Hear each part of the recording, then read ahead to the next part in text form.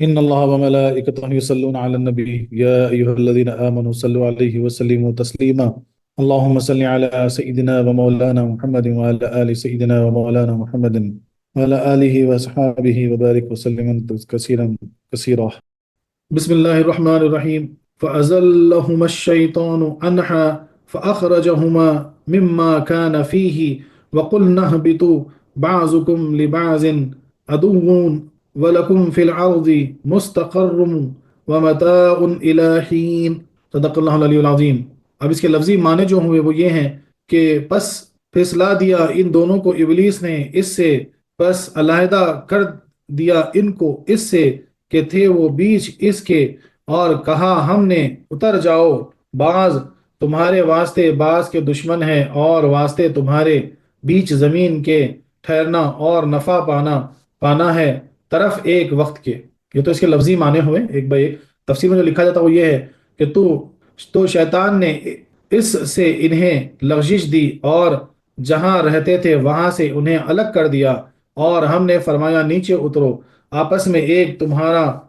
دوسرے کا دشمن، اور تمہیں ایک وقت تک زمین میں ٹھہرنا اور برتنا ہے۔ یہ اس آیت کے تفسیری معنی ہوئے۔ اب اس آیت کا پہلی آیت سے چند طرح تعلق ہے۔ ایک یہ کہ اس میں بھی حق تعالیٰ کی ایک خاص اس نعمت کا ذکر ہے جو ہم کو حضرت آدم علیہ السلام کے ذریعے عطا ہوئی، یعنی ان کا جنت سے باہر تشریف لانا، کیونکہ یہ تشریف آوری ہزاروں نعمتوں کی اصل ہے۔ البتہ اتنا فرق ہے کہ پچھلی آیتوں میں ان نعمتوں کا ذکر ہے جو ظاہر و باطن ہر طرح نعمت تھی، یعنی ان کا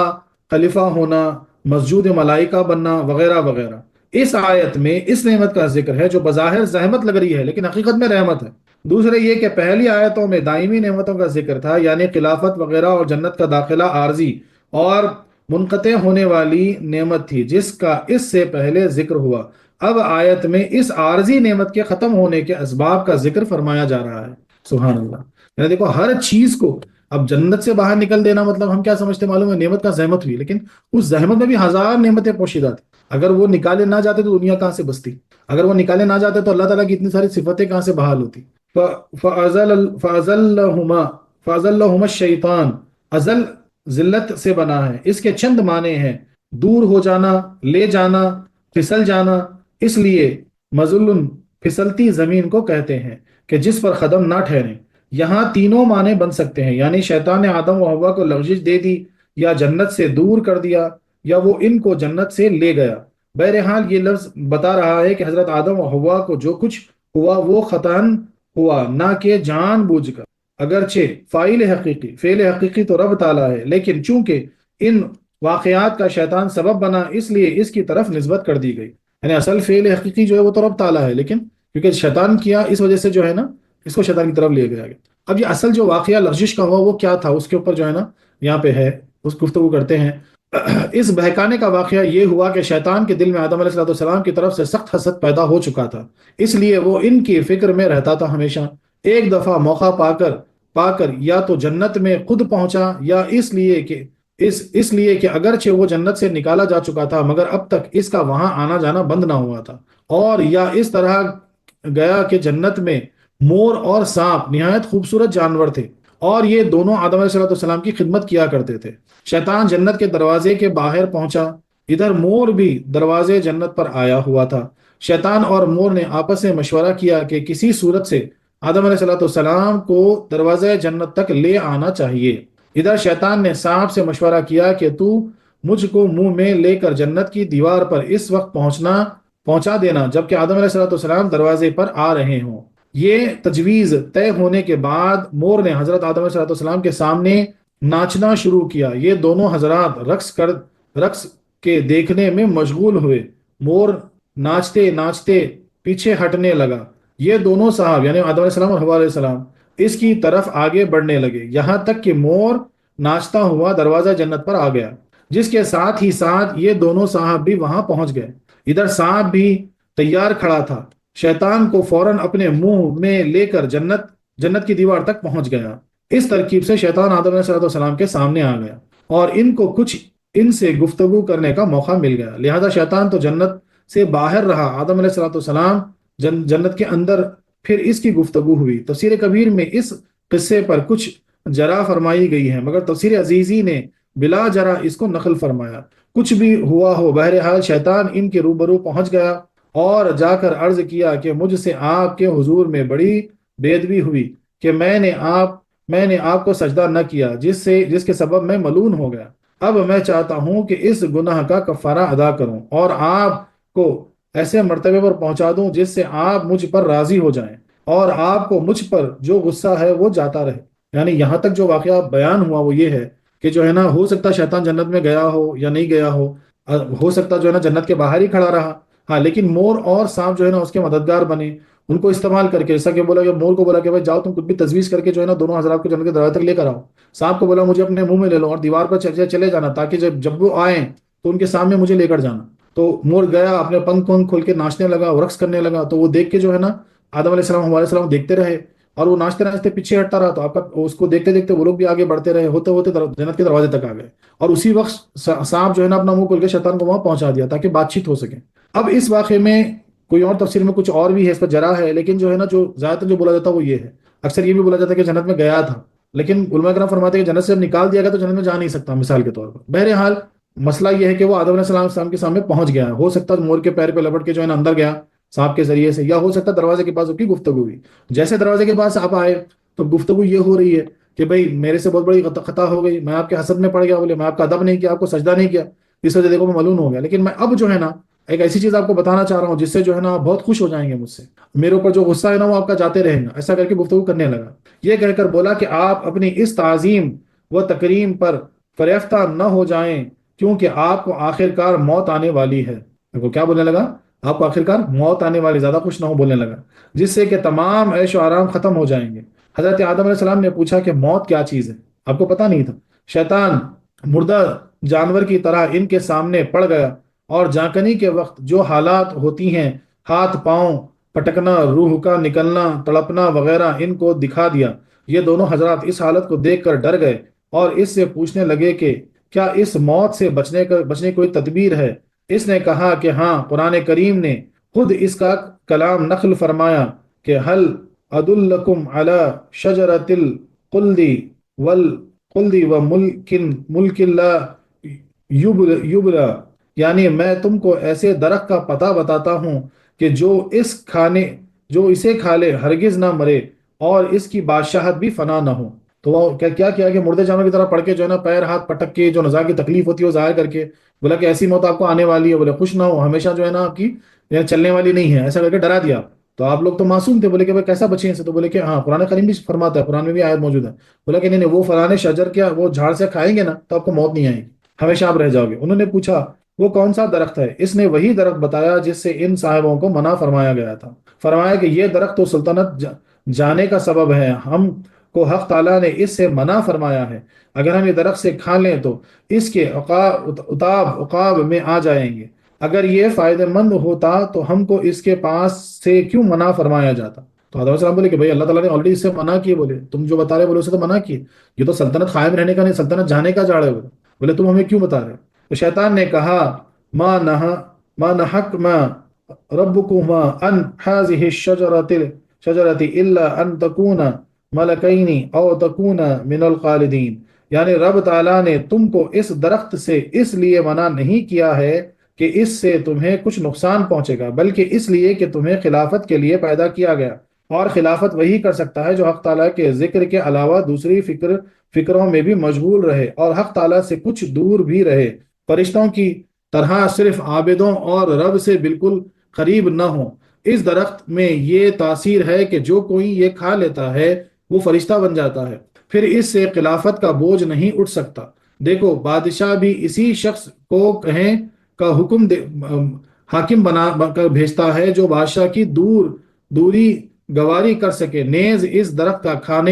کھانے والا کبھی بہی سے نہیں نکل سکتا، اور یہاں موت نہیں، چونکہ تمہیں خلیفہ کرنا منظور ہے، اور خلیفہ وہی ہو سکتا ہے جس کو موت بھی آ سکے تاکہ خلافت اس کی نسل میں جاری ہو۔ غرض کہ حق تعالیٰ کی یہ ممانعت نہیں تنزیہی ہے نہ کہ تحریمی، اور نہیں تنظیمی کی مخالفت گناہ نہیں، اور نہیں تنظیمی کی پہچان ہی یہ ہے کہ جو انسان کے دنیاوی فائدے کی خاطر کی جائے، یعنی نہیں تنظیمی اس کو کہتے ہیں کہ جس سے یعنی روکا گیا، پاک پاک رہنے کے لیے اسے روکا گیا۔ مثال کے طور پر قرآن شریف میں کہ قرض کم ہو یا زیادہ، اس کے لکھنے کو اسے لکھنے میں کوتاہی نہ کرو، یعنی خرچ چھوٹا یا بڑا ہو پیپر پہ لکھ لیا کرو، قرآن کریم کا انسٹرکشن ہے۔ تو اس کو تو مکروہ تحریمی نہیں تھا، مطلب آپ کو شیطان کیسا کنوینس کر رہا تھا، بولا کہ مکروہ تحریمی نہیں ہے، اس سے کوئی نقصان نہیں ہے آپ کو، لیکن نیز جو ہے نا آپ کو اس لیے روکا گیا کہ جو ہے نا یہ تنزیہی نہیں، تنزیہی ہے، یعنی پاکی کے لیے روکا گیا۔ اور یہ بولا کہ اگر آپ کھا لیں گے تو بولے کبھی آپ اللہ سے دور نہیں ہوں گے، فرشتے بن جائیں گے، ہمیشہ بہشت میں رہیں گے، آپ کو موت نہیں آئے گی، ایسا کر کے آپ کو پھسلانے لگا۔ نیز تمہیں رب نے اس کے کھانے سے منع نہیں کیا بلکہ درخت کے پاس جانے سے روکا ہے، آپ پاس نہ جائیں، لائیں میں لا دیتا ہوں، کھا آپ لینا۔ اگر رب نے کھانے سے ہی منع فرمایا ہوتا تو ممانعت آپ کی شروع پیدائش کے وقت تھی، اس وقت اس کو ہضم کرنے کی آپ میں طاقت نہ تھی، اب بفضل تعالیٰ آپ خوی ہو چکے ہیں، اب اس کا کھانا پینا مضر نہیں۔ غرض کے ہر پہلو پر گفتگو کر گیا، یہ کہہ کر قسمیں کھا گیا کہ میں تمہارا بڑا ہی خیر خواہ ہوں۔ حضرت آدم یعنی اب دیکھو کیا بولنے لگا کہ بھائی اللہ تعالیٰ نے تم کو درخت کے پاس جانے سے روکے، بولے کھانے سے نہیں روکے، اور اگر کھانے پہ بھی منع تھا نا تو کب تھا، بولے وہ تمہاری پیدائش کے وقت تھا، بولے جب ہضم کی طاقت نہیں تھی تمہارے پاس، لیکن اب تو ماشاءاللہ خوی ہو گئے آپ، اب تو جو ہے نا ہضم کر سکتے ہیں آپ، تو بولے کوئی ٹینشن مت لیجیے آپ، بولے میں جا کے لے کے آ کے دیتا ہوں، میں لا کے آپ کو دیتا ہوں، بولے کہاں آپ لینا، یعنی ہر طرح سے جو ہے نا بولنے لگا، پھر قسمیں کھانے لگا کہ میں آپ کا خیر خواہ ہوں، میں جو بتا رہا ہوں وہ سچ ہے، بولے اللہ کی قسم کھا رہا ہوں میں، ایسا ویسا کر کے جو ہے نا باتیں بنانے لگا۔ حضرت آدم علیہ السلام کو اس کی قسموں پر اعتبار آ گیا، وہ یہ سمجھے کہ کسی میں یہ ہمت ہی نہیں کہ رب تعالیٰ کی جھوٹی قسم کھائیں۔ اللہ اکبر، اللہ اکبر، دیکھو یعنی اللہ تعالیٰ بولتے نا اللہ کی قسم میں جھوٹ نہیں بول رہا ہوں، یہ کون بولتا معلوم ہے؟ شیطان بولتا، قرآن بتا رہا یہ صفت شیطان کی ہے، تو خدا کے واسطے جھوٹی قسمیں نہ کھانا، کیونکہ جھوٹی قسم اللہ کی وہی کھا سکتا جو ملعون ہے، شیطان ہے، مردود ہے۔ آدم علیہ السلام کو یہ خیال نہ رہا کہ رب سے پوچھ لیں، پوچھنا بھول گئے، کیونکہ نہ بھولتے دنیا میں آ کر رنگ لگانا تھا۔ دیکھو یعقوب علیہ السلام یوسف علیہ السلام کو بھائیوں کے ساتھ بھیجتے وقت اللہ کو سونپنا بھول گئے، 40 یا 80 سال کی جدائی ہوئی، لیکن اس جدائی کی برکت سے آپ سلطنت ملی اور بنی اسرائیل مصر میں آباد ہوئے۔ یعنی کئی مرتبہ جو ہے نا ایسی ایک بات ہو جاتی جس سے جو ہے نا بہت فائدہ ہو جاتا۔ اب یعقوب علیہ السلام جب اپنے یوسف علیہ السلام کو بھیج دیتے بھائیوں کے ساتھ، دوسرے بھائیوں کے ساتھ، دوسرے بیٹوں کے ساتھ، تو بول سکتے تھے اللہ کے حفظ و امان میں، لیکن بھول گئے، اور اس بھول سے جو ہے نا یوسف علیہ السلام کی جدائی سہنی پڑی، کہیں پہ روایت میں 40 سال، کہیں پہ 80 سال، جو بھی ہو، لیکن آپ یوسف علیہ السلام کو بڑی سلطنت ملی اس کی برکت سے، اور بنی اسرائیل کو جو ہے مصر میں آ کے آباد ہو گئے۔ تو یہ تو بھول ہونا تھا کیونکہ دنیا کو بسانا تھا۔ غرض کہ ہماری بھول شیطانی نفسانی ہوتی ہے، پیغمبروں کی بھول رحمانی جس کے شاندار نتائج نکلتے ہیں۔ ہماری بھول شیطانی ہوتی بھائی، گناہوں والی ہوتی، لیکن جو پیغمبر ہوتے ہیں، اللہ کے ولی ہوتے ہیں، ان کی بھول جو ہے نا وہ رحمانی ہوتی۔ خیال رہے کہ شیطان نے حضرت آدم و حوا کو ایک دم نہیں بہکایا، بلکہ حضرت حوا کو پہلے اور بعد میں آدم علیہ السلام کو، اسی طرح پہلے وہ درخت حضرت حوا نے کھا لیا، پھر آدم علیہ السلام نے۔ تفسیر عزیز میں بھی ایسا لکھا گیا ہے، انہا اس ضمیر کا مرجع یا جنت ہے یا درخت، یعنی شیطان نے ان آدم و حوا کو جنت سے لغزش دے دی یا اس درخت کے متعلق۔ فَأَخْرَجَهُمَا اس سے معلوم ہو رہا ہے کہ شیطان اپنی کوشش میں ناکام رہا، کیونکہ اس کا مقصد یہ نہ تھا کہ آدم علیہ السلام صرف جنت سے باہر ہو جائیں، بلکہ وہ چاہتا تھا کہ وہ اپنے درجے سے گر جائیں۔ اس میں کامیاب نہ ہوا، کیونکہ آدم علیہ السلام جنت سے باہر تو آ گئے مگر ان کا درجہ اور زیادہ ہو گیا۔ پھر قرآن کریم نے فرمایا فَتَابَ عَلَيْهِ مِمَّا كَانَ فِيهِ، اس میں بھی بہت پر لطف نکتہ ہے، وہ یہ کہ یہاں من الجنتی نہ فرمایا گیا، بلکہ اتنی بڑی عبارت ارشاد ہوئی تاکہ معلوم ہو جائے کہ آدم علیہ السلام جنت سے بالکل محروم نہ ہوئے، بلکہ ان کا وہ عارضی قیام جاتا رہا اور وہاں بھیجا گیا جہاں کی خلافت کے لیے انہیں پیدا کیا گیا تھا۔ یعنی شیطان کا اصل مقصد کیا تھا؟ جنت سے نکالنا مقصد نہیں تھا، اس کا مین مقصد کیا تھا کہ جنت سے بھی نکال دیں اور جو ہے نا ان کی خلافت بھی جو ہے نا ختم کر دیں، ان کو یعنی ان کے پوزیشن سے ان کو گرا دیں، ان کے رتبے سے ان کو گرا دیں، لیکن اس میں فیل ہو گیا، کامیاب نہیں ہوا۔ اللہ تعالیٰ نے آپ کو جنت سے نکالا، وہ بھی کیا بولے جنت سے آپ نکال دے گئے نہیں، بولے بلکہ جو ہے نا جو عارضی طور پہ ٹھہرے تھے، بولے جاؤ، بولے کچھ وقت تک زمین میں ٹھہرو، بولے پھر اس کے بعد آ جانا،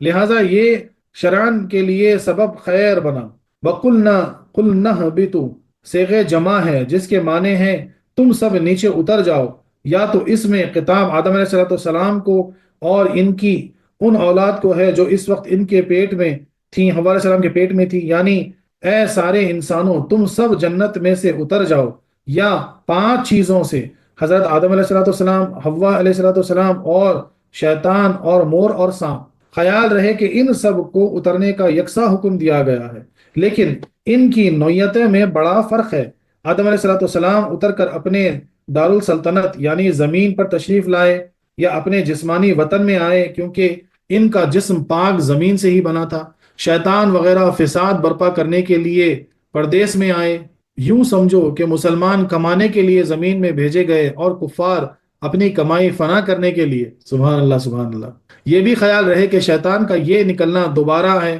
کہ جس کے بعد جنت میں داخلہ ہی بند ہو گیا۔ بعضکم لبعض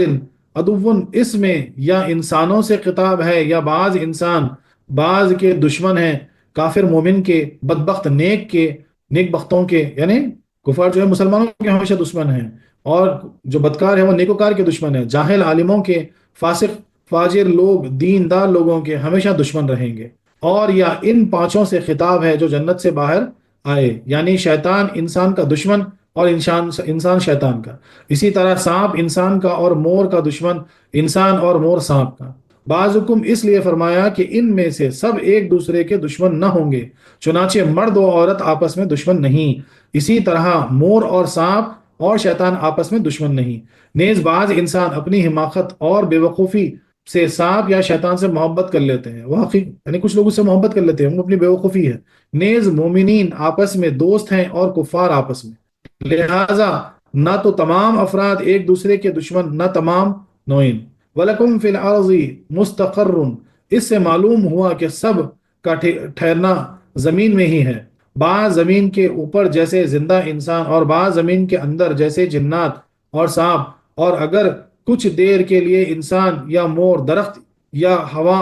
میں بھی رہیں تب بھی وہ زمین پر ہی ہیں، کیونکہ یہ چیزیں زمین پر ہیں۔ غور کیا جائے تو سب چیزیں زمین پر چند طریقے سے رہتی ہیں، کچھ باپ کے پیٹ میں، کچھ ماں کے رحم میں، زندگی میں زمین کے اوپر، اور بعد موت کے زمین کے اندر۔ وَمَتَاعٌ إِلَىٰ حِینٍ، اس میں یہ بتایا گیا کہ ہماری ساری زندگی کے سامان، غذا، لباس وغیرہ زمین ہی سے پیدا ہوں گے، اور تم ان سے نفع حاصل کرو گے، مگر ہمیشہ نہیں بلکہ خاص وقت تک یا موت تک یا قیامت تک۔ اس سے معلوم ہوا کہ زمین میں ہمیشہ کوئی نہ رہے گا، سب یہاں سے منتقل کر کے مختلف مقامات پہ بھیج دیے جائیں گے۔ اس میں آدم علیہ السلام کو خوشخبری دی گئی کہ جس طرح آپ کا جنت میں یہ قیام عارضی تھا، اسی طرح زمین میں رہنا بھی عارضی ہوگا، پھر آپ کو یہاں ہی بلایا جائے گا، آپ مستقل یہاں رہیں گے۔ سبحان اللہ، سبحان اللہ، کیا پیاری بات ہے، کس طریقے سے سمجھایا گیا۔ تو جنت سے جو پورا واقعہ بیان ہوا، اس کے بعد جو ہے نا سانپ، مور، آدم علیہ السلام، شیطان اور حوا علیہ السلام، پانچوں کو جو ہے نا زمین پہ اتار دیا گیا۔ خلاصہ تفسیر یہ ہے کہ اس سے پہلے آدم علیہ السلام کے جنت میں جانے اور شیطان کے وہاں سے نکل جانے کا واقعہ بیان کیا جا چکا۔ اب فرمایا کہ اس جانی دشمن یعنی شیطان نے کسی صورت سے آدم علیہ السلام اور حوا علیہ السلام کے پاس جا کر ان کو سبز باغ دکھائے اور بہت دلیلیں سے سمجھا کہ یہ درخت تمہارے لیے فائدہ مند ہے، اور قسمیں کھا کر انہیں اطمینان دلایا کہ میں تمہارا خیر خواہ ہوں، جس کا نتیجہ یہ ہوا کہ آدم علیہ السلام اس کے دھوکے میں آ گئے، ممانعت الہی کے اصل مقصد کو بھول گئے، اس درخت کو کھا لیا۔ آخرکار شیطان نے ان کو علیحدہ ہی کر دیا۔ ہم نے بھی انہیں حکم دیا کہ اب تم سب کے سب زمین پر اتر جاؤ اور وہاں آپس کی عداوت کی تکلیف اٹھاؤ، اور موت تک وہیں رہو، وہیں ہی کما کر کھاؤ۔ سبحان اللہ، سبحان اللہ۔ آدم علیہ السلام کا جنت سے باہر تشریف لانا۔ آدم علیہ السلام کے جنت سے تشریف لانے کا واقعہ جو قرآن کریم اور احادیث شریفہ اور محدثین اور مورخین سے ثابت ہے، وہ یہ کہ حضرت حوا نے پہلے خود وہ دانہ کھایا، پھر آدم علیہ السلام کو کھلایا۔ تو شیطان جب بھٹکانا شروع کیا تو سب سے پہلے ماں حوا علیہ السلام کو جو ہے نا وہ جلدی بھٹکا دیے، تو ماں حوا جو ہے پہلے ان کو پہلے وہ دانہ کھا لیے، اور پھر جو ہے آدم علیہ السلام کو بھی جو ہے نا وہ دانہ وہ کھلائے۔ اس کھانے کا یہ اثر ہوا کہ ان کے جسموں سے جنتی لباس جاتا رہا، اور وہ حضرات برہنہ رہ گئے، مارے شرم کے انجیر کے درخت کے پتوں سے اپنے جسموں کو چھپانے لگے۔ یعنی انجیر کا درخت جو ہے وہ جنت میں ہوتا، تو جیسے جنتی لباس اترنے لگا تو شرم کے مارے، کیونکہ برہنہ ہو گئے تھے نا، جب تک تو لباس تھا جنت میں، جیسے برہنہ ہوئے تو جیسے انجیر کے درخت کے جو ہے پتوں کو اپنے جسم کو ڈھانپ لیے۔ اسی حالت میں رب کی طرف سے ندا آئی کہ آدم و حوا، کیا ہم نے تم کو اس درخت سے منع نہ کیا تھا، اور کیا تم سے نہ کہا تھا کہ شیطان تمہارا کھلا دشمن ہے، اس کے فریب میں نہ آنا۔ یہ حضرات عذر کے سوا اور کیا عرض کر سکتے تھے؟ پھر فرشتوں کو حکم ہوا کہ ان سب کو زمین پر اتار دو۔ چنانچہ آدم علیہ السلام کو ہندوستان میں شہر سرندیپ کے اس پہاڑ پر اتارا گیا جس کو نود کہتے ہیں، اور حضرت حوا کو ساحل عرب پر جدے میں، اور مور کو مرج الہند میں، اور شیطان کو جنگل میسان میں جو کہ بصرے سے کچھ فاصلے پر ہیں، یا جہاں آج یاجوج ماجوج کی دیوار قائم ہے وہاں ہیں۔ سانپ کو سبستان یا اصفہان میں، اسی لیے وہاں اب بھی سانپ زیادہ ہوتے ہیں۔ یہ پانچوں لوگوں کو پانچ ہی جگہ اتارا گیا۔ آدم علیہ السلام کو ہندوستان میں سرندیپ، جو سری لنکا کی جو بولتے ہیں نا، سری لنکا کا جو آئی لینڈ ہے، وہ آدم علیہ السلام کو وہاں اتارا گیا۔ ماں ہوا کو جدے میں اتارا گیا، عرب کے ساحل پہ، اور شیطان کو جو ہے اس جگہ اتارا گیا جہاں یاجوج ماجوج کی دیوار ہے۔ پھر سانپ کو اصفہان میں اتارا گیا، اور مور کو جو ہے وہ بھی ہندوستان میں اتارا گیا ہے، نارتھ کی طرف۔ حضرت آدم علیہ السلام کو کھیتی باڑی کرنے اور معاش حاصل کرنے کی تکلیف دی گئی۔ حضرت حوا کو حیض و حمل اور کمی عقل اور نقصان میراث ملی، یعنی یہ عورتوں کی میراث ہے۔ وہ کیا ہے؟ حیض، حمل، کم عقل یعنی عقل کم ہوتی، اور نقصان یعنی ہمیشہ جو ہے نا بہت جلدی نقصان اٹھا لیتے، اس کی میراث ملی۔ سانپ کے پاؤں غائب کر دیے گئے اور اس کو پیٹ کے بل چلایا گیا، اس سے غذا اس کی غذا مٹی قرار دی گئی، یعنی سانپ کے پہلے پیر ہوا کرتے تھے، تو اس واقعے کے بعد سانپ کے پیر کو اللہ تبارک تعالیٰ نے ہٹا دیا، پھر وہ پیٹ کے بل رینگنا پڑا، اس کو ریپٹائل بن گیا وہ، اور اس کی غذا مٹی میں ہو گئی۔ مور کے پاؤں بشکل کر دیے گئے، ابلیس کی صورت مسخ کر دی گئی اور نہایت رسوا کر کے دنیا میں رکھا گیا۔ اس لیے دیکھو مور پورا بہت خوبصورت ہوتا ہے لیکن اس کے پیر جو ہے نا بشکل ہوتے۔ تھوڑا دیکھیے لائٹ کھول دو بیٹا۔ ما سبق میں ہم عرض کر چکے ہیں کہ اس واقعے میں اسرائیلیت کی درآمد زیادہ ہے۔ تحقیق کے مطابق سانپ کا پاؤں غائب کر دیا جانا، اس کو اصفہان میں اتارنا، مور کے پیر کو بشکل کیا جانا، یہ سب اسرائیلی روایات سے ہیں۔ مفسرین کرام اور علماء عظام کو ان کا ذکر درست نہیں۔ چنانچہ علامہ فخر الدین رازی رحمۃ اللہ علیہ ان واقعات کے فرماتے ہیں، یعنی کے متعلق فرماتے ہیں، یعنی بہت ساری، اب اس واقعے میں جو ہے بہت ساری جو ہے نا بولتے نا فلانی چیز، کیونکہ اسرائیلیوں کے پاس یعنی یہودیوں کے پاس ہی پہلے جو ہے نا کتابیں ہوتی ہیں، تو اس میں بھی ان واقعات کا ذکر ہے، تو بہت ساری جو ہے نا ادھر ادھر کی بھی واقعات اس میں جوڑ دی گئی۔ اس لیے حضرت فخر الدین رازی رحمۃ اللہ فرماتے ہیں کہ بھائی جو چیز بہت زیادہ جو ہے نا ادھر ادھر کی باتیں ہوتی ہیں ان کو نہیں کرنی چاہیے، تو اس لیے جو ہے نا اکثر اس واقعے میں خالی مور اور سانپ کا ذکر ہوتا ہے، لیکن سانپ کے پیر غائب کر دیے جانا، مور کے پیر بشکل کر دیا جانا، اس کے اوپر زور نہیں دیا جاتا کیونکہ وہ جو ہے نا مناسب نہیں ہے۔ سیدنا مولا علی فرماتے ہیں کہ ہندوستان کی زمین، دیکھیں بہت نکتے والی بات ہے، سیدنا مولا علی کرم اللہ رضی اللہ عنہ فرماتے ہیں کہ ہندوستان کی زمین اس لیے ہری بھری ہے اور عود اور قرنفل وغیرہ خوشبوئیں وہاں پر پیدا ہوتی ہیں کہ آدم علیہ السلام جب اس زمین پر آئے تو ان کے جسم میں جنتی درخت کے پتے تھے، اور پتے ہوا سے اڑ کر جس درخت پر پہنچے وہ ہمیشہ کے لیے خوشبودار ہو گیا۔ سبحان اللہ سبحان اللہ۔ اس لیے بولتے ہیں دنیا میں دیکھو سب سے عمدہ عود جو ہے وہ ہندوستان میں ملتا، سب سے عمدہ جو ہے مشک جو ہے، یعنی بہت ساری خوشبوئیں جو ہے نا وہ ہندوستان میں ملتی۔ اس کی وجہ کیا تھی کہ آدم علیہ السلام جب انجیر کے پتے جنت کے جھاڑ کے جو اپنے جسم پر لپیٹ کے آئے تھے، تو وہ جنتی پتے جب یہاں پھیلے ہوا سے، تو جس طرف گئے اس طرف خوشبودار درخت پیدا ہونا شروع ہو گئے۔ آدم علیہ السلام جنت سے مختلف قسم کے بیج اور 3 قسم کے پھل اور حجر اسود یعنی سیاہ پتھر جو اب خانہ کعبہ میں لگا ہوا ہے، اور وہ آسا جو بعد میں موسیٰ علیہ السلام کے ہاتھ آیا جس کی لمبائی 10 گز تھی۔ یعنی آپ کیا کیا لے کر آئے اپنے ساتھ؟ پھر سے سنیے ایک بار، مختلف قسم کے بیج جنت سے لائے، اور 3 قسم کے پھل اور حجر اسود جو کعبۃ اللہ میں سفید پتھر جو لگا ہوا ہے، اور وہ آسا جو بعد میں موسیٰ علیہ السلام کو بھی ملا جس کی لمبائی 10 گز تھی، اپنے ساتھ لے کر آئے تھے، اور کچھ سونا چاندی اور کچھ کھیتی باڑی وغیرہ کے اوزار بھی ساتھ لائے۔ سبحان اللہ، سونا چاندی اور کچھ اوزار بھی ساتھ لائے۔ اس لیے کئی مرتبہ یہ بحث ہوتی کہ بھائی سونا یا جو آئرن ہے نا، بولے وہ ارتھ کا مٹیریل نہیں ہے، وہ کہیں باہر سے آیا، اکثر اس وقت گفتگو ہوتی سائنٹسٹ وغیرہ میں۔ آدم علیہ السلام اس قدر گریہ وزاری میں مشغول ہوئے کہ ان تخموں سے بے خبر ہو گئے، یعنی وہ جو بیج لائے تھے اس سے وہ بے خبر ہو گئے، بہت زیادہ گریہ وزاری کرنے لگے۔ شیطان نے موقع پا کر ان کو اپنا ہاتھ لگا دیا، شیطان نے موقع پا کر کچھ بیجوں کو اپنا ہاتھ لگا دیا، جس تخم پر یعنی جس بیج پر اس کا ہاتھ لگا وہ زہریلا ہو گیا، اور جو اس کے ہاتھ سے محفوظ رہا وہ اس کا نفع برقرار رہا۔ سیدنا آدم علیہ السلام کے ساتھ 3 قسم کے جنتی میوے آئے، ایک وہ جو پورے کھا لیے جاتے ہیں، دوسرا وہ جن پر اوپر حصہ کھا لیا جاتا ہے اور گٹلی پھینک دی جاتی ہے، جیسے پرما وغیرہ، جیسا کھجور ہوتا ہے نا، گٹلی پھینکتے اوپر کا کھا لیتے، ایک تو پورا کھا لیتے، تیسرے وہ جن کا اوپر چھلکا پھینک دیا جاتا ہے اور اندرونی حصہ کھا لیا جاتا ہے، جیسا موز وغیرہ ہے۔ صحیح روایت میں ہے کہ ان کے ساتھ لوہے کے اوزار بھی تھے، ایک سنڈاسی جس سے لوہا پکڑتے ہیں، دوسرے ہتھوڑا، تیسرے ارن نیز ہجر اسود جب جنت سے آیا تو اس کی روشنی کئی میل تک جاتی تھی، جہاں اس کی شعائیں پہنچتی تھی اس حد تک حرم کے حدیں قائم ہوئی۔ تو جو مکہ مکرمہ کے اطراف جو حدود حرم ہے وہ کیسا قائم ہوئی؟ جو فرسٹ ٹائم ہجر اسود آیا تھا وہ اتنا نورانی تھا، اتنا چمکدار تھا کہ اس کی شعائیں پوری پھیلتی تھی، تو جہاں جہاں تک اس کی شعائیں پھیلی نا وہ حرم کے حدود قرار دیے گئے۔ نیز آدم علیہ السلام کو دنیا میں آ کر بہت وحشت اور گھبراہٹ ہوئی۔ حضرت جبرائیل علیہ السلام بحکم الہی زمین پر آئے اور بلند آواز سے اذان کہیں۔ جب آدم علیہ السلام نے اذان میں حضور صلی اللہ علیہ وسلم کا نام سنا تب ان کی وہ وحشت دور ہوئی، اور تمام واقعات صحیح احادیث سے ثابت ہیں، جن کو شاہ عبدالعزیز محدث دہلوی نے تفسیر عزیزی میں اسی مقام پر جمع فرمائے ہیں۔ تو جو بات ہم کی وہ پورے صحیح واقعات ہیں۔ جبرائیل امین کا آ کر اذان دینا تاکہ جو ہے نا آدم علیہ السلام کی وحشت دور ہو جانا کر اذان دی گئی، آپ کی وحشت پھر دور ہوئی۔ تو تمام جو واقعات ہیں ہجر اسود کے جو واقعات ہیں، اور جو لوہا آپ ساتھ لے کر آئے، بولے ہتھوڑا لائے تھے، اور جو ہے اور 2 اوزار آپ کے ساتھ لے کر آئے تھے، ایک تو جو کھیتی باڑی کے لیے جو کام آتا ہے، جو کٹنگ کے لیے جو کام آتا، تو وہ چیزیں آپ جنت سے لے کر آئے تھے، سبحان اللہ۔ اور ذریعہ معاش اسی تفسیر عزیزی میں ہے کہ سب سے اول کپڑا بننے کا کام آدم علیہ السلام نے کیا، سب سے پہلے کپڑا بننے کا کام حضرت آدم علیہ السلام نے کیا، اور بعد میں آپ کھیتی باڑی کے کام میں مشغول رہے۔ نوح علیہ السلام کا ذریعہ معاش لکڑی کا کام تھا، یعنی بولتے نا لکڑی وغیرہ بنانا، کارپینٹر۔ اور ادریس علیہ السلام درزی گری، حضرت حوا اور صالح تجارت، حضرت ابراہیم علیہ السلام کھیتی باڑی کرتے تھے، موسیٰ علیہ السلام نے کچھ مدت بکریاں چرائیں، داؤد علیہ السلام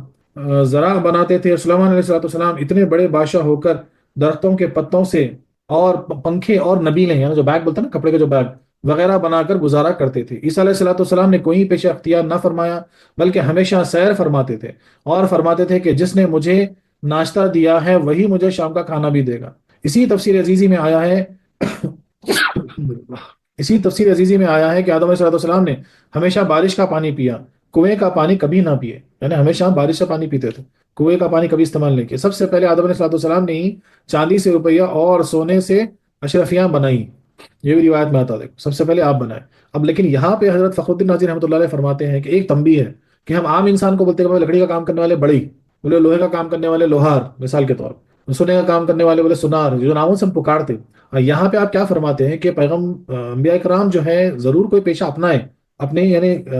زندگی چلانے کے لیے، لیکن ان کو ہم ان ناموں سے نہیں بلا سکتے، ان کو ہمیشہ انبیاء کرام کو جو ہے ادب سے آپ کو بلانا پڑے گا، چرواہا کر کے نہیں بول سکتے آپ، یا جو ہے نا لکھڑہارا کر کے نہیں بول سکتے، یا بڑئی کر کے نہیں بول سکتے، تو ان ناموں سے انبیاء کرام کو نہیں بلانا ہے، یہ اس کی تنبیہ ہے خاص۔ انبیاء کرام کو ان کے ناموں سے، ہاں انہوں نے پیشہ اپنایا اپنی زندگی چلانے کے لیے اور بات ہے۔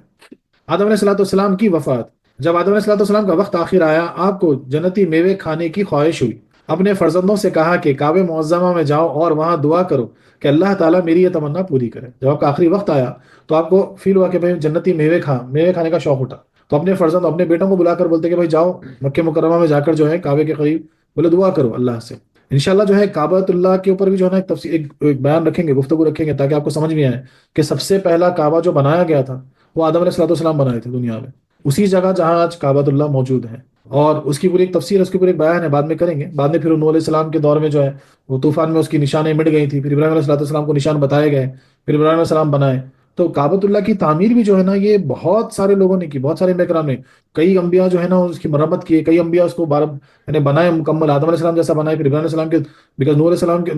السلام کے جو ہے دور میں طوفان جو آیا تھا اس پر سب مٹ گیا تھا، نشان مٹ گئے تھے، تو پھر ابراہیم علیہ السلام کو نشان بتائے گئے، تو آپ نے پھر سے اس کی تعمیر کی شروع سے،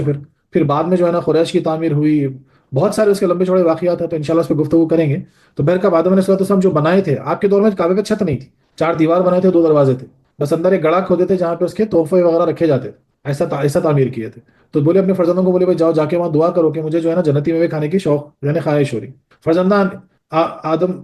فرزندان آدم حکم پا کر وہاں پہنچے، انہوں نے حضرت جبرائیل دیگر فرشتے ملے جن سے انہوں نے آدم علیہ السلام کی فرمائش کا حال بیان کیا۔ فرشتوں نے کہا کہ ہمارے ساتھ آؤ، ہم جنت کے میوے اپنے ساتھ لائے ہیں۔ چنانچہ یہ سب آدم علیہ السلام کے پاس پہنچے۔ حضرت حوا ان فرشتوں کو دیکھ کر ڈرنے لگیں اور چاہا کہ آدم علیہ السلام کے دامن میں چھپ جائیں۔ انہوں نے فرمایا کہ حوا اب تم مجھ سے الگ رہو، میرے اور رب کے قاصد کے درمیان آڑ نہ بنو۔ فرشتوں نے آدم علیہ السلام کی روح قبض کی اور ان کے بیٹوں سے کہا کہ جس طرح ہم آپ کے والد کا کفن دفن کریں ویسے ہی تم بھی کیا کرنا۔ جبرائیل علیہ السلام جنت کی مرکب، خوشبو اور جنتی حلے کا کفن اور بہشتی بیری کے کچھ پتے اپنے ساتھ لائے تھے، ان کو خود غسل دیا، یعنی جبریل امین جو ہے نا خود آدم علیہ السلام کو غسل دی،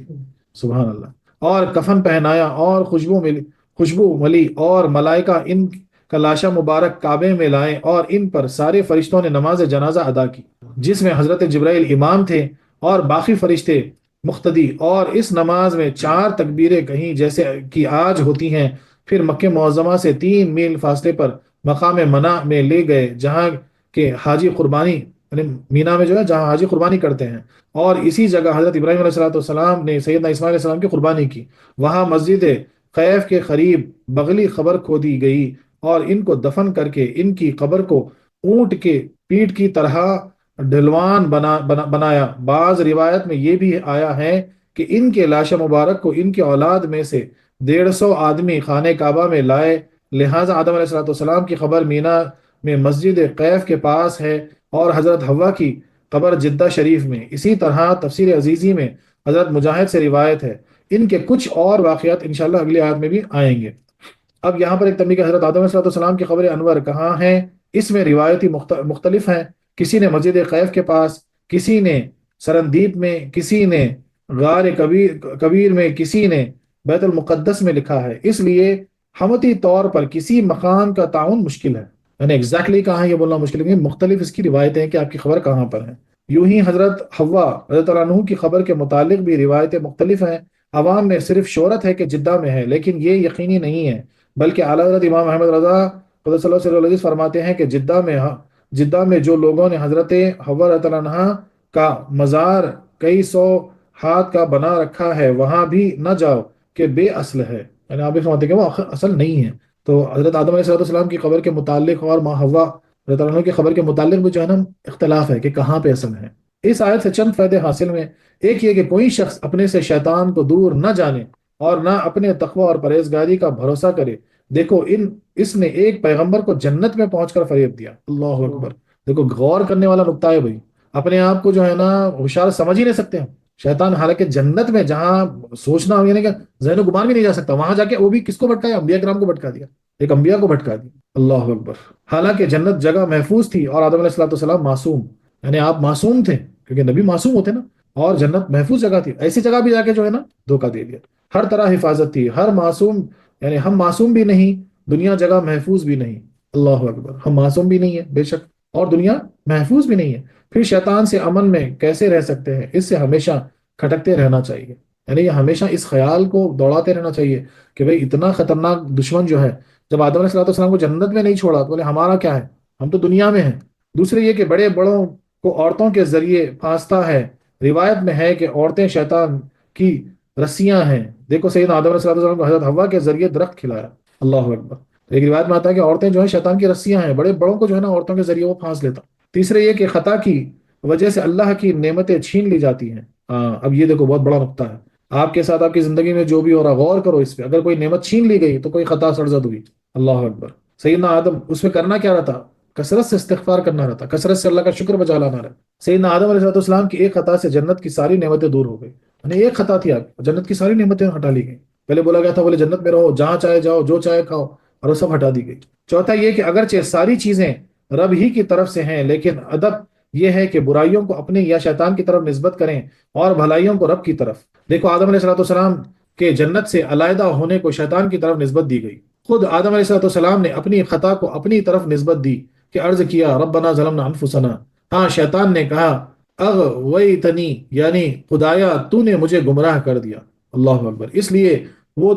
تو مردود ہوا اور آدم علیہ السلام محبوب رہے۔ یعنی اب یہ نقطہ ہے کیا بولا جا رہا ہے کہ بھئی کوئی نیکی ہے تو اللہ کی طرف نسبت دینا ہے، کوئی خطا ہوئی تو اپنے طرف یا شیطان کی طرف۔ آدم علیہ السلام ویسے ہی کیا نا، بولے مجھ سے خطا ہوئی، میں نے اپنے نفس پہ ظلم کیا، ربنا ظلمنا، لیکن کس کا کام ہوتا کہ جو ہے نا خطا کو اپنی طرف منسوب نہیں کرتے اور رب کی طرف کرتے، کسی اور کی طرف کرتے، وہ شیطان کا۔ شیطان نے کہا کہ اللہ تو نے مجھے گمراہ کیا، یا اللہ تو نے مجھے گمراہ کیا، شیطان بولے۔ پانچواں یہ کہ دشمن سے غافل نہیں رہنا چاہیے، وہ ہمیشہ طاق میں رہتا ہے، جیسا شیطان آدم علیہ السلام کو پیچھے، آدم علیہ السلام کے پیچھے پڑ گیا تھا، پیچھے پڑا رہا، ہمیشہ طاق میں رہتا۔ چھٹا یہ کہ ہر ایک کی عمدہ باتیں سن کر دھوکہ نہ کھانا چاہیے، کیونکہ بہت دفعہ زبان دل کے خلاف ہوتی ہے، اللہ اکبر، یعنی ہمیشہ جو ہے نا میٹھی میٹھی باتیں، بڑی بڑی باتیں سن کے جو ہے نا پھسل نہیں جانا رہتا، دنیاوی معاملات ہو چاہے دینی معاملات ہو، کیونکہ اکثر جو ہے نا میٹھی میٹھی پچھلی پچھلی باتیں جو کرتے ہیں نا وہ دھوکے میں دھوکہ دینے والے رہتے ہیں۔ شیطان نے کتنی اچھی باتیں کہیں مگر دل میں حسد تھا، یعنی اندر کچھ اور تھا۔ ساتویں یہ کہ سب سے پہلے تقیہ شیطان نے کیا، تقیہ یعنی دل میں کچھ اور زبان پہ کچھ اور، یعنی دل میں کچھ اور رکھے کام کچھ اور کرنا۔ تقیہ شیطانی کام ہے کہ دل میں عداوت چھپا کر زبان پر دوست بن کر حضرت آدم علیہ السلام کے پاس پہنچا۔ یعنی جو کوئی بھی جو ہے نا اپنے دل میں عداوت رکھے، حسد رکھے، اوپر سے جو ہے نا مٹھاس دوستی دکھاتے مثال کے طور پر، تو وہ شیطانی عمل ہے، کیونکہ شیطان نے سب سے پہلے وہ کیا۔ دل میں حسد تھا اور جا کے آدم علیہ السلام کے پاس میٹھی میٹھی باتیں کیا، خیر خواہ بن گیا، اور جو ہے نا یہ دلیل تھی نا میں آپ کا خیر خواہ ہوں، بہت بڑی بڑی باتیں کرنے لگا، قسمیں کھانے لگا، لیکن حقیقت میں اس کے دل میں حسد تھا۔ اب یہاں پر کچھ اعتراضات ہیں۔ پہلا اعتراض، حضرت آدم علیہ السلام نے حضرت آدم نے ہم کو جنت سے نکالا، خطا انہوں نے کی اور اسے بھگت ہم رہے ہیں۔ عام بے دین حافظ شیرازی کہتے ہیں، یعنی لوگ کیا کہتے ہیں کہ ایک حافظ شیرازی کہتے ہیں، ایک آپ کا ایک شعر ہے کہ من ملک بودم و فردوس برے جائیں بود آدم و ورد دریں دیر خراب آباد، یعنی اس کو لے کے جو نا لوگ کیا بولتے ہیں کہ بھائی خطا تو آدم نے کی اور ہم کو جنت سے نکال دیے، بولے یہ کیا ہے، ایسا ایک اعتراض ہوتا ہے۔ اس کا جواب سنیے، یہ بالکل غلط ہے، بلکہ تم جیسے بے دینوں نے آدم علیہ السلام کو جنت سے باہر نکالا کیونکہ تم ان کی پشت میں تھے اور جنت بے دینوں کی جگہ نہیں ہے، اس لیے مرضی الہی یہ ہوئی کہ آدم بے دینیوں کو زمین پر پھینکنے آئے، پھر ہمیشہ کے لیے جنت میں تشریف لائے۔ انسان کو بلندی یا خانہ یعنی بخانہ لے جاتی ہے، نہ کہ پلیدگی انسان کو، یعنی جب حاجت ہوتی ہے تب اس کے نکالنے کے لیے خانہ جانا پڑتا ہے نا، ٹوائلٹ جاتے ہیں آپ۔ حافظ شیرازی کا مطلب غلط سمجھنا، وہ یہ فرماتے ہیں کہ میں اس سے پہلے عالم الارواح میں نہایت بے فکری میں تھا، میرے ماں باپ مجھ کو دنیا میں لے آئے، آدم سے مراد انسان ہے، جس کا مطلب یہ ہوا میں خود آیا نہیں لایا گیا ہوں، نہ اس کا بھید سمجھایا گیا ہوں۔ یعنی آپ کا جو فرما تھا وہ یہ تھا کہ بھائی میں عالم الارواح میں سکون میں تھا، مجھے لائے کون، تو بولے وہ آدم نے، مطلب آدم کے اشارہ کدھر ہے، انسان کی طرف، ماں باپ کی طرف اشارہ ہے، وہ مجھے لے آیا۔ یا یہ کہ حافظ صاحب یہ مضمون آدم علیہ السلام کی طرف سے فرما رہے ہیں، یعنی آدم علیہ السلام کہتے ہیں کہ میں بہشت بری میں رہتا تھا لیکن میری بعض اولاد مجھ کو اتار لائی۔ آدم بمانے انسان، کیونکہ ظاہر ہے کہ جنت میں آدم علیہ السلام رہتے تھے، نہ کہ حافظ صاحب، یعنی اس کا جواب بڑی آسانی سے دیا گیا ہے، یعنی کہ ان کا بولنا جو ہے وہ اشارہ کی طرف یعنی کہیں اور ہے، اس کو ادھر لگا کے جو ہے نا بولے کہ خطا آدم نے کی، ہم کو جنت سے کیوں نکال دیا، ہم تو جنت میں تھے، ہم تو بڑے مزے میں تھے مثال کے طور پر۔ دوسرا اعتراض، پہلی آیت سے معلوم ہوا کہ حق تعالیٰ نے آدم علیہ السلام کو ساری چیزوں کے نام، ان کے خواص اور سارے حالات کی تعلیم فرما دی تھی۔ تعجب یہ ہے کہ شیطان نے اس درخت کے متعلق غلط خبر دے دی اور آدم علیہ السلام نے قبول کر لی۔ آدم علیہ السلام کو خبر ہونی چاہیے تھی کہ اس درخت کے وہ خواص نہیں جو شیطان بیان کر رہا تھا۔ پھر تعجب ہے کہ شیطان کو اپنا دوست کیسے سمجھ گئے۔ انہوں نے اوروں کے کفر و ایمان کا بھی پتہ ہونا چاہیے تھا، کیونکہ وہ سب کے سارے حالات سے واقف تھا۔ یعنی بولتے کہ آدم علیہ السلام کو جب سب معلوم تھا تو جھاڑ کے بارے میں معلوم تھا، شیطان کے بارے میں معلوم تھا، شیطان کے ایمان کے بارے میں آپ کو علم تھا، سب اس کے بعد پھر کیسا فریب میں ہے؟ سوال یہ اٹھا۔ جواب، اس کے دو جواب ہیں۔ ایسے یہ شعر ہے، ہونے والا ہوتا ہے جب کوئی کار، غیب سے ہوتے ہیں اسباب آشکار، یعنی جو چیز ہونا ہوتی ہے وہ ہوتی ہے، اسباب خود ہی بن جاتے ہیں۔ یہ سب باتیں آدم علیہ السلام کے علم میں تھی، مگر ہونے والی ہو کے رہتی ہے۔ جب یہ موقع آیا سب کچھ بھول گئے، جیسے قرآن کریم فرما رہا ہے فنسیہ، آدم علیہ السلام بھول گئے۔ جاننا اور چیز ہے اور علم حضوری دوسری چیز، یعنی علم حضوری یعنی جب وقت پڑتا تو وہ یاد آنا چیز، وہ ایک الگ بات ہے، جاننا ایک الگ بات ہے۔ انہیں اس وقت علم تھا، حضوری نہ رہی، جیسے کہ دنیا میں سب جانتے ہیں کہ حضور علیہ السلام شفیع المذنبین ہے، مگر قیامت کے دن عیسیٰ علیہ السلام کے سوا کسی ولی، نبی، قطب، غوث کو یہ خیال نہ رہے گا اور ادھر ادھر کسی شفاعت کرنے والے کو ڈھونڈتے پھریں گے، اور سوا عیسیٰ علیہ السلام کے کوئی پیغمبر شفیع المذنبین کا صحیح پتہ نہ دے گا۔ اللہ اکبر۔ دوسرا جواب یہ ہے کہ آدم علیہ السلام، یعنی ایک چیز یعنی کیا بولی جا رہی ہے بات کہ جو ہونا رہتا وہ تو ہونے کی ہو کے رہتی، اور اکثر جو ہے یعنی کچھ اسباب بن جاتے ہیں۔ یعنی آپ کو علم ہے، مثال کے طور پر میں سمجھاتا ہوں، بھائی آپ کو ایک گریجویشن میں ہے تو اس کو بولیں گے بھائی آپ کو جو ہے نا ایک فارمولا ہے میتھس کا a² + b²، بولے a+b² بولے اس کو معلوم ہے کیا، تو آپ بولیں گے ہاں یہ تو میرے علم میں ہے، بولے میں جانتا ہوں مگر اب یاد نہیں آ رہا، بولے آپ پڑھا میں اسکول میں مگر یاد نہیں آ، تو علم رہنا اور بات ہے، حضور علم اور بات ہے، اس وقت یاد آنا۔ اکثر کئی ہم کام کرتے ہیں کہ نا بولے ارے یہ تو معلوم تھا بھائی مگر ذہن میں نہیں آ رہی بات۔ اب اس وقت جو شیطان فریب چلانا، ایک تو موت کا منظر آپ کو دکھایا تو آپ ہیبت میں آ گئے، دوسری چیز اللہ کی قسم کھایا تو آپ تو معصوم تھے، آپ بولے بھائی کس کی مجال، رب العالمین کی قسم کھا کے جھوٹ بولے،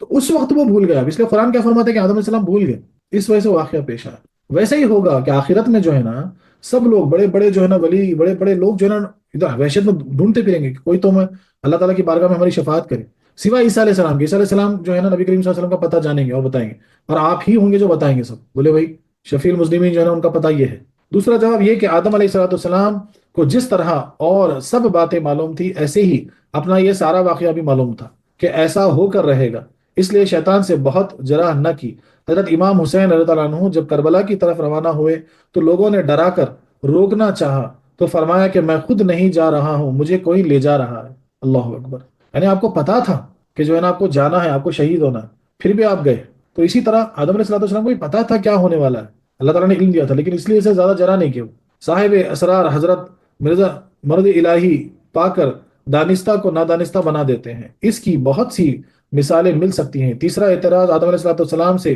یہ گناہ سرزد ہوا، پھر انہیں معصوم کیوں کہا جا سکتا ہے؟ حق تعالیٰ نے بھی فرمایا ہے، یعنی آدم علیہ السلام نے اپنے رب کی نافرمانی کی خود انہوں نے بھی عرض کیا کہ ربنا ظلمنا انفسنا، جس سے معلوم ہوا کہ انبیاء کو معصوم ماننا غلط ہے۔ یعنی وہ کیسا کیسا سوال کر رہے ہیں۔ اہل سنت والجماعت کے نزدیک انبیاء کرام کفر و شرک اور تمام گناہ کبیرہ سے ایسے یعنی اور صغیرہ سے ہمیشہ معصوم رہتے ہیں۔ یعنی یہ عقیدہ ہے، ہم مانتے ہیں کہ جو اللہ کا نبی ہوتا ہے وہ کفر سے، شرک سے، تمام کبیرہ گناہوں سے، صغیرہ گناہوں سے پاک ہوتا ہے، جو نبوت کی شان کے خلاف، یعنی یہ ہو ہی نہیں سکتا کہ گناہ وہ کرے ورنہ وہ نبوت کی شان کے خلاف ہو جائے۔ ہاں، خطایا بھول کر ایسا صغیرہ گناہ سرزد ہو سکتا ہے، یعنی ہم اس کو غلطی بولیں گے، صغیرہ گناہ بھی نہیں بولیں گے۔ مثال کے طور پر بھول چوک میں جو ہے نا وہ غلطی ہو جانا یہ اور بات ہے، جس سے کہ شان نبوت میں فرق نہ آئے۔ حضرت آدم علیہ السلام سے جو کچھ ہوا خطائیں اجتماعی تھی، وجہ سے تھا، چونکہ دنیا کی بھلائیوں بھی مقربین کے درجے کے لحاظ سے برائیاں ہوتی ہیں، اس لیے ان خطاؤں کو بھی وہ حضرات گناہ فرما دیتے ہیں، اور ہم جیسے گنہگار سے ان جیسی خطاؤں کی پرکشش نہیں ہوتی، لیکن ان کے بلند درجے کے لحاظ سے ان کی لغزشوں پر بھی اتاب آ جاتا ہے۔ یہاں بھی ایسا ہوا۔ عصمت انبیاء کی بے شمار دلیلیں ہیں، جن سے صرف چند دلیلیں یہاں عرض کرتا ہوں، یعنی کچھ دلیلیں بھی آگے بات کریں گے۔ ایک چیز یہ سمجھایا جا رہا ہے کہ اب نبی ہیں، ان کا درجہ اتنا بندہ ہے، صالحین بندہ ہے، ان کا درجہ اتنا بلند ہوتا ہے مثال کے طور پر، تو ان کے لیے نا چھوٹی سی چیز، چھوٹی سی غلطی بھی جو ہے نا ان کو بڑی لگ جاتی ہے۔ اور ہمارے جیسے تو ہم تو دن بھر میں پتہ نہیں کتنے بار جھوٹ بول کے چل دیتے ہیں، برا بھی نہیں، ہم تو سمجھتے بھی نہیں برا ہے، کتنے برے کام ہم کر کے چل دیتے ہیں، ہم تو سمجھتے بھی نہیں کہ برے ہیں، لیکن ان کے لیے جو ہے نا چھوٹی سی وہ چیز بھی جو ہے نا، جو یعنی اگر گناہ یعنی جھوٹ بھی ہو گئی، بھول چوک بھی ہو گئی، تو اس کو بھی جو ہے نا وہ گناہ سمجھنے لگتے ہیں، اور ان کی آزمائش بھی اسی پر ہو جاتی ہے، اللہ تبارک و تعالیٰ کا عتاب بھی جو ہے نا ان کو اسی سے مل جاتا۔ اب پہلی دلیل، گنہگار فاسق ہوتا ہے اور فاسق کی مختلف یعنی مخالفت کرنا ضروری اور نبی کی اطاعت کرنا فرض۔ اگر نبی گنہگار یا فاسق ہو تو ان کی اطاعت بھی ضروری ہو جائے، اور مختلف بھی یہ اجتماعی سندین ہے، یعنی یا بولی جا رہی کہ بھائی اب فرسٹ آف آل نبی جو بھی پیغمبر ہے، جو بھی نبی ہے، ان کی اطاعت ہم پہ فرض ہے۔ اگر وہ فاسق خدا معاذ اللہ، اگر وہ گنہگار ہو گئے، فاسق ہے، تو پھر فسق کرنا بھی ہمارے اوپر لازم ہو جاتا پھر، اگر ایسا سوچے تو یعنی وہ گناہ کرنا بھی ہم پہ ان کی اطاعت ہو جاتی پھر۔ دوسری دلیل، فاسق کی بات بلا تحقیق نہ ماننی چاہیے، قرآنی حکم ہے اور پیغمبر کی بات بلا تحقیقی ماننا ضروری ہے۔ اگر نبی بھی فاسق ہو تو ان کی بات کا ماننا اور نہ ماننا دونوں ضروری ہوں گے، اور یہ اجتماعی نقدین ہیں۔ یعنی اب بھائی الٹا، اگر فرسٹ آف آل کیا بولا جا رہا ہے کہ بھائی فاسق کوئی اگر گنہگار ہے، اگر ہم جانتے کہ بھائی یہ بندہ جو ہے نا شرابی ہے، اس کی بات آپ مانتے کیا؟ آپ نہیں مانیں گے۔ ویسے جو ہے نا کوئی بڑے بڑے گناہ کرنے والا مشہور آدمی تو بولیں گے بھائی یہ تو بندہ والا بولے ایک دم بولے نکلی ہوئی چیز ہے، بولے ہم اس کی بات نہیں سن سکتے، لیکن نبی کا جو حکم ہوتا ہے بنا تحقیق آپ کو ماننا ہے۔ تو اگر نبی بھی فاسق ہو گیا تو اس کا مطلب کیا ہو گیا؟ پھر الٹا ہو گیا نا، یہ تو مانے کہ نہیں مانے۔ تیسری دلیل، گنہگار سے شیطان راضی ہوتا ہے، اس لیے کہ وہ حزب شیطان میں داخل ہے، اور نیک کار سے رحمان راضی، اور وہ حزب اللہ میں داخل۔ اگر پیغمبر ایک آن کے لیے بھی گنہگار ہو تو معاذ اللہ وہ حزب شیطان یعنی شیطانی گروہ میں داخل ہوں گے۔ نیز پیغمبر کے گناہ کرتے وقت اگر کوئی امتی نیکی کر رہا ہو تو اس وقت اور اس آن میں وہ امتی نبی سے افضل ہوگا، اور یہ بات بالکل باطل ہے۔ یعنی اب یہاں دو پوائنٹ ہے، دیکھو نقطے، آپ سمجھو ذرا اس کو۔ ایک یہ کہ بھائی جو گناہ کرتا وہ شیطان کے گروہ میں، گروہ والا شیطان کے گروہ میں ہے، اور جو نیکی کرتا وہ رحمان کے گروہ میں۔ تو نبی جو ہے نا ہمیشہ رحمان کے گروہ میں، ایسا ہو ہی نہیں سکتا کہ گناہ کر کے شیطان کے گروہ میں جائے، ناممکن ہے۔ اور اگر اس آن یعنی دنیا میں جو وقت چل رہا ہے پورا، اس وقت سمجھو اگر نبی گناہ کر رہے معاذ اللہ، اور کوئی بندہ نیکی کر رہا ہو، سب انہی کا امتی ہے لیکن نیکی کر رہا ہو، نماز پڑھ رہا یا خیرات کر رہا، تو اس مومنٹ میں ایٹ دیٹ پوائنٹ وہ نبی سے افضل ہو گیا، وہ ہو ہی نہیں سکتا۔ چوتھی دلیل، رسول فرشتوں سے افضل ہیں، قرآن فرما رہا ہے، جس سے معلوم ہوا کہ سارے پیغمبر تمام جہاں سے افضل، اور جہاں میں فرشتے بھی داخل ہیں، لہٰذا نبی فرشتوں سے افضل، اور فرشتے یقیناً گناہوں سے معصوم، ان کی شان میں رب فرما رہا ہے کہ وہ معصوم ہے، یعنی فرشتے کبھی گناہ نہیں کرتے۔ اب اگر نبی گناہ کریں تو درجے میں فرشتوں سے کم ہو جائیں گے، کیونکہ قرآن فرما رہا ہے جس سے معلوم ہوا کہ متقی گنہگار کے برابر نہیں، ملائکہ تو متقی ہیں، اگر نبی ایک آن کے لیے فاسق بن جائیں تو ملائکہ کے برابر نہ رہیں گے۔ اب اور ایک دلیل دیکھو فرشتوں کے اعتبار سے کہ بھئی فرشتہ سجدہ کیا نا سارے فرشتہ آدم علیہ السلام کو مثال کے طور، تو نبی کا درجہ جو ہوا فرشتوں سے بھی بلند ہوا، اور فرشتہ تو ہمیشہ معصوم ہے، کوئی گناہوں سے سرزد ہی نہیں ہوتا، تو اگر نبی سے گناہ سرزد ہو گیا تو فرشتوں کے پھر درجے سے نیچے آ گئے نا، معاذ اللہ، تو ہو ہی نہیں سکتی بات۔ پانچویں دلیل اور ایک دلیل قرآن کریم سے ثابت ہے کہ رب نے شیطان سے فرمایا تھا کہ میرے خالص بندوں پر تیرا داؤ نہ چلے گا۔ شیطان نے بھی کہا تھا کہ خداوند میں تیرے سارے بندوں کو گمراہ کروں گا سوائے تیرے خالص بندوں کے۔ صالح علیہ السلام نے بھی فرمایا کہ اے لوگو، جس بات سے میں تم کو روکوں اس کو خود کرنے کا بھی خیال بھی نہ کرنا فرماتے ہیں۔ اللہ اکبر۔ جب رب کہیں کہ میرے نبیوں پر شیطان غالب نہیں آ سکتا، انبیاء بھی فرمائے کہ ہم گناہ کا ارادہ بھی نہیں فرماتے، شیطان کہے کہ پیغمبروں پر میرا داؤ نہیں چلتا، اب جو شخص ان کو گنہگار مانے وہ شیطان سے بھی بدتر ہے۔ اب دیکھو یہاں پہ کیا بات ہو رہی ہے، اللہ تعالیٰ خود فرما رہے ہیں کہ میرے نبی معصوم ہیں، پھر نبیہ خود فرمائے کئی دفعے کہ جو ہے نا ہم برائی کا ارادہ بھی نہیں کرتے، ہمارے ارادے میں بھی نہیں آتے، کرنا تو دور کی بات، اور شیطان خود بول رہا ہے کہ نبیوں میں میرا داؤ نہیں چلتا۔ اب اس کے بعد اگر کوئی حماقت کر کے یہ بولے کہ نبی گنہگار ہے تو شیطان سے بھی گیا گزرا ہو گیا نا، سیدھی سیدھی بات۔ لہٰذا جو ملتی ہیں جن سے پیغمبروں کے گناہ ثابت ہوں وہ قابل قبول نہیں، اور جن آیت سے ان کے گناہ کرنے کا دھوکہ پڑتا ہے ان کی توجہ یا تعویل ضروری ہے تاکہ قرآن آیتوں میں تعارض نہ ہو۔ مجھ سے ایک شخص نے یہی اعتراض کیا تھا اور کہنے لگا کہ نبیوں کا کفر و شرک اور گنہگار ہونا قرآن سے ثابت ہے، معاذ اللہ۔ میں نے اس کو یہی جواب دیا، وہ نہ مانا۔ میں نے کہا کہ پھر تم رب کو بھی گنہگار مانو، معاذ اللہ، کیونکہ قرآن کریم میں آتا ہے مکر اللہ، نیز فرمایا گیا وَهُوَ خَادِعُهُمْ، جس سے معلوم ہوتا ہے کہ حق تعالیٰ دھوکہ اور مکر فرماتا ہے اور یہ باتیں گناہ ہیں۔ تب وہ کہنے لگا کہ ان آیتوں کا یہ مطلب نہیں بلکہ یہ ہے۔ ہم نے کہا کہ جیسے یہاں اور مطلب نکالتے ہو ایسے ہی وہاں انبیاء کے لیے بھی اور مطلب نکالو۔ تب وہ لاجواب ہوا، یعنی یہ مثال یہاں کیوں بتائی جا رہی ہے، غور سے سنیے اس بات کو۔ سب سے بڑا فریب جو امت محمدیہ یعنی ہمارے کو جو دیا گیا نا، وہ ٹرانسلیشن کے ذریعے دیا گیا کہ بھئی فلانی آیت کا کچھ اور مطلب نکال کے اپنے ذہن سے اپنی بات کو بول کر جو ہے نا ایک اور بات کر دینا مثال کے طور پر، اور بولے کہ قرآن سے ثابت ہے، ہر چیز کو جو ہے نا یہ لفظ استعمال کرنا قرآن سے ثابت ہے۔ یہ بہت عام جو ہے نا فیشن ہے اس دور کا، بہت بڑا فتنہ ہے۔ ارے بھائی اگر ایسا مانے تو پھر معاذ اللہ اللہ کو گنہگار ماننا پڑتا، مکر و فریب تو گناہ ہے نا، اور آیت سے ملتا کہ اللہ مکر بھی کرتا مثال کے طور پر، تو یہ ہمارا ایمان نہیں ہے، اور ہم نبی کو بھی معصوم مانتے ہیں، وہاں بھی ہم جو ہے نا ہمارا ایمان نہیں ہے۔ تو اگر اس آیت میں تم بولیں گے اس کا مطلب یہ نہیں کچھ اور ہے، اس آیت میں بھی مطلب کچھ اور ہوگا، پھر تمہاری طرح نہیں ہوگا، تمہارے ذہن کی طرح نہیں ہوگا۔ تو اس پوائنٹ کو سمجھنا بہت ضروری ہے۔ یہ تفسیر کا جو درس بھی ہم نے شروع کیا نا، اس کا بڑا مقصد یہ تھا کہ بھائی صحیح چیز یعنی کیا ہے اس کو 3-4 تفسیروں سے تحقیق کر کے لا کے آپ کے سامنے پیش کرنا، ورنہ جو فریب ہے نا، ایک آیت کا ایک مطلب، ایک حدیث کا ایک مطلب، کچھ نہ کچھ بٹھا کے جو ہے نا کچھ بٹھا دیتے، ایمان کو جو ہے نا بدنام کر دیتے، یعنی اپنے ایمان کو جو ہے نا خراب کر دیتے۔ اللہ اکبر۔ اب صوفیہ کرام کیا فرماتے ہیں کہ فرشتے محض عابد تھے اور انسان عبادت ماں محبت کے لیے پیدا کیا گیا ہے۔ سبحان اللہ سبحان اللہ، کیا پیاری بات ہے۔ فرشتے تو عبادت گزار تھے، بولے انسان کی ضرورت کیا پڑی، تو انسان عبادت بھی کرے گا محبت بھی کرے گا، اس لیے انسان کو پیدا کیا گیا۔ محبت کے لیے محنت ضروری ہے، جنت محنت سے پاک ہے، اس لیے ضروری تھا کہ آدم علیہ السلام امتحان محبت کے لیے زمین کی امتحان گاہ یونیورسٹی میں آئے۔ نیز یہ زمین حضور علیہ السلام کی جائے پیدائش تھی اور جنت وغیرہ ان کے معراج کا مقام، اس لیے ضروری تھا کہ آدم علیہ السلام وہ جگہ خالی کر کے زمین میں تشریف لائیں۔ لہٰذا ان کی تشریف آوری کی یہ صورت ہوئی کہ دست قدرت نے اچھی تدبیریں سے شیطان کی آڑ میں آدم علیہ السلام کو وہاں سے اتارا، جیسے کہ یوسف علیہ السلام کو ان کے بھائیوں کی آڑ میں کنعان سے مصر پہنچایا تھا کہ وہاں آنے کے بعد غنا عطا فرمائی گیا۔ آدم علیہ السلام کو بھی سلامت سے سلامت کی طرف، فراح سے فراح کی طرف، نعمت سے نقمت کی طرف، محبت سے محنت کی طرف، قربت سے غربت کی طرف، الفت سے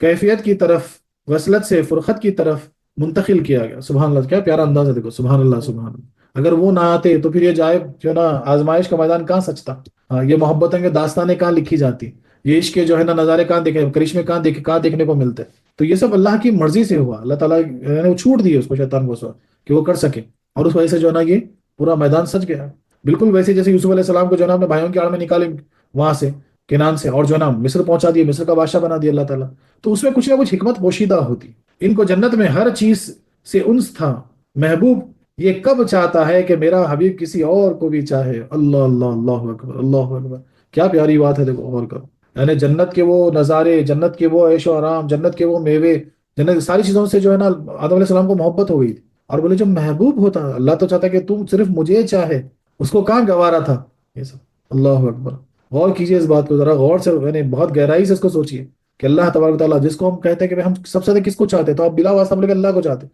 اللہ ہمارا محبوب ہے. ہم جو بھی کر رہے ہیں اللہ کے جو ہے نا خود کے لیے کر رہے ہیں کہ اللہ ہم سے راضی ہو جائے. اسی لیے تو ہم یہ سب کرتے ہیں مثال کے طور پر. لیکن پھر محبت اتنی ساری چیزوں سے، محبت دنیا سے، محبت مال سے، محبت کار سے، محبت بنگلے سے، محبت عورت سے، محبت بچوں سے، محبت جائیداد سے، محبت کھانے سے، محبت نیند سے، ہر جگہ مر جاتے. لیکن اللہ تعالیٰ کیا ہو رہا ہے، محبت تو مجھ سے کر، ان ساری چیزوں کو چھوڑ دے. محبت میں شرکت اسرار والوں کے مذہب میں شرک ہے. اللہ اکبر، اللہ اکبر. اسرار والے یعنی راز والے، جن پہ راز کھلے، جو راز کو جانتے ہیں، ان کے لیے محبت میں کسی کو شریک کرنا شرک ہے. اللہ اکبر، اللہ اکبر. لہٰذا ان سب سے علیحدہ کر کے اور سب کو حضرت آدم علیہ السلام کا دشمن بنا کر پیاروں سے چھٹکا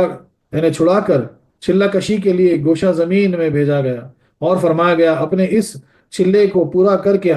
پھر ہمارے پاس تشریف لاؤ. آدم علیہ السلام کا زمین میں آنا ایسا تھا جیسا کہ دانے کا زمین میں جانا، کہ دانا